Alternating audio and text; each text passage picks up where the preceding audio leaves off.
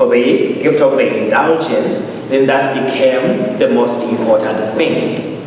Again, because of love of money sometimes. Okay. So the indulgence commissaries sought to collect as much money as possible in a connection with the indulgence. Indeed, so they had even commissaries. Indeed, frequently, since the Western Schism, the spiritual needs of the people did not receive as much consideration as a motive for promulgating an indulgence. That is an indulgence. And the need of the good object by promoting which the indulgence was to be gained, and the consequent need of obtaining alms for this purpose. So that basically gained more prominence. So the war against the Turks and other crises, the erection of the churches and the monasteries, and numerous other causes led to the granting of indulgences in the 15th century. The consequent abuses were heightened by the fact that the secular rulers frequently forbade the promulgation of indulgences within their territories, consenting only on condition that a portion of the receipts should be given to them. Okay, Pope, you want to declare indulgence in my province? Fine, but 20% of the money is mine. Okay, so in practice, therefore, and in the public mind, the promulgation of indulgences took on an economic aspect. And as they were frequent, many came to regard them as an oppressive tax, because that's what it had truly become. Okay, and just imagine that, living under those conditions.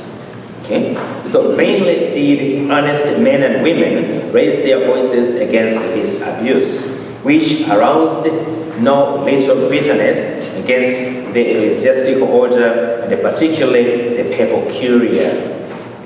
So the promulgation of indulgences for the new St. Peter's furnished Luther with an opportunity to attack indulgences in general, and this attack was the imminent occasion of the Reformation in Germany. So you see how things began. So a little later, the same motive led Zwingli. Now Zwingli was more dangerous than Luther in terms of perverting the faith. Later, the same motive led Zwingli to put forth his erroneous teachings, thereby inaugurating the Reformation in German Switzerland. Both declared that they were attacking only the abuses of indulgences. However, they soon taught doctrine in many ways contrary to the teaching of the Church. So the great applause which Luther received on his first appearance, both in humanistic circles and among some theologians and some of the earnestly minded laity, who were fed up with indulgences, was due to the dissatisfaction with the existing abuses. His own erroneous views and the influence of a portion of his followers very soon drove Luther into rebellion against ecclesiastical authority as such, and eventually led him into open apostasy and schism. That's why we have to be very careful when people say, so we have to be guarded. Because sometimes when we are worked up, we tend to forget who we are, and we just go with the winds, and that's what basically Luther did. So his chief original supporters were among the humanists, the immoral clergy, who didn't want any rules and restrictions, and those imbued with revolutionary tendencies. It was soon evident, by the way, this is how Vatican II was, in a sense, hijacked in the West. In other areas, there was no effect, big effect. But the teachings of Vatican II were hijacked by people of the same mentality as you see mentioned here. Okay? And then they started doing their own things. Okay? That's why you saw during the 60s, many men entered the priesthood because within a few years they were going to be allowed to marry. And that's why you see many of those left the priesthood. Because they were told Vatican II has opened up everything. So you have people with revolutionary tendencies, those who are immoral, they are doing their own thing, so they want to unleash everything, basically no boundaries, no rules. And so they are very quick to hijack the agenda, okay, of the church. That's what happened then. That's what happened immediately after Vatican II. Vatican II said we should do this. Vatican II never said what they did. But because they knew that people were ignorant, they said, well, Vatican II said. That's why you realize some people hate Vatican II. Okay. Not because Vatican II said what they think it said, but because they were told that we are doing these things, having masses on beaches and bikinis, whatever. That's what Vatican II said. Vatican II never said that. Celebrating, mass at different houses, just to buy a loaf of bread from Albertson and you consecrate that. Vatican II never said that. But many priests in the West did that.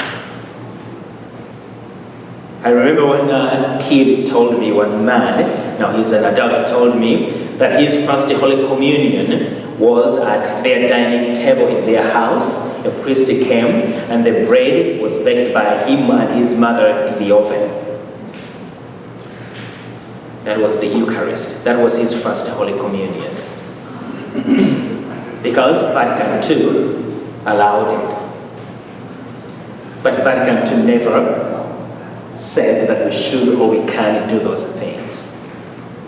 Okay. There's a man who died, he's dead now, he was called, I think, McKinley. He wrote a book, and the book is What Went Wrong with Vatican II. Okay.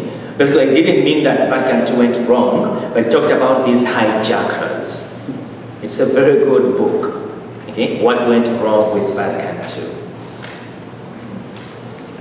Okay. So the humanists were there, just as after Vatican II, immoral clergy and those imbued with revolutionary tendencies. It was soon evident that he meant to subvert all the fundamental institutions of the church, beginning by proclaiming the false doctrine of justification by faith alone. Remember that is the essential premise of Protestantism.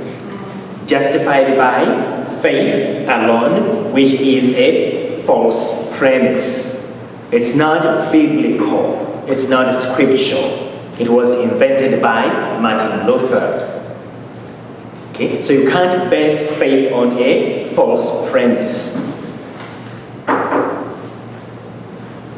Okay, so we have to be aware of that. Justification by faith alone. Scripture doesn't say that. God doesn't say that. Paul never said that. We are justified by faith, not faith alone. So by beginning by proclaiming the false doctrine of justification by faith alone, he later rejected all supernatural remedies, especially the sacraments and particularly the Mass. You know that Luther rejected Mass, that it's not a sacrifice. What did Jesus do on Holy Thursday? He said, let's take a break and we'll explain this after.